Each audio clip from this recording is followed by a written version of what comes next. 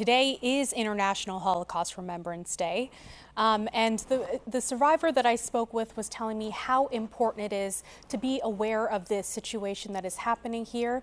I'll send it to the report.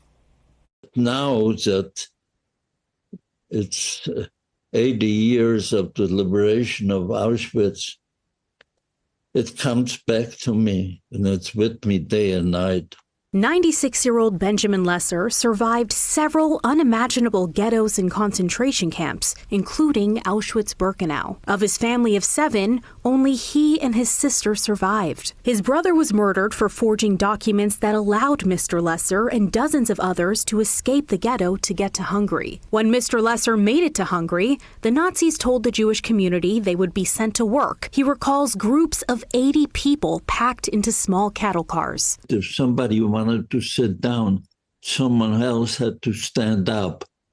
There were 2 buckets of water inside that cattle car. There were no sanitary facilities. It was 3 days later when Mr. Lesser first saw Arbeit macht frei, which translates from German as work sets you free, the haunting sign on what's known as the gates of hell at Auschwitz. Women and children to the right, men to the left. I'm holding on to my sister Goldie, my little brother Tully, and we're just being pulled apart, never to see each other again. They went directly to the gas chambers. The infamous Dr. Mengele, known as the Angel of Death, noted Lesser's strength and sent him to work. We saw these 5 chimneys and flames are shooting out.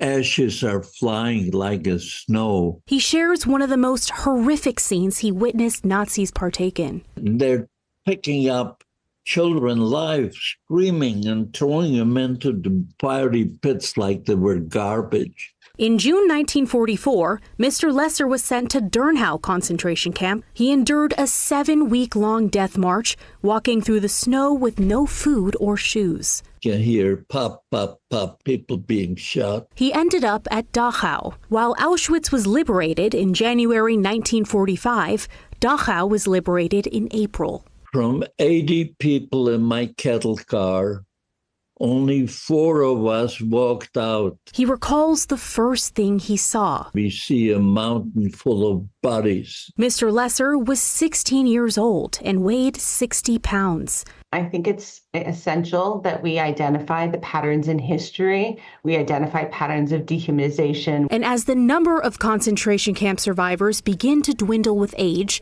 Holocaust museums and institutions have made it their mission to continue educating the next generation. 80 years emphasizes the responsibility on those of us that are educators and have the honor and privilege to have learned with survivors. The 96-year-old concludes, love and hate are both contagious. Choose love.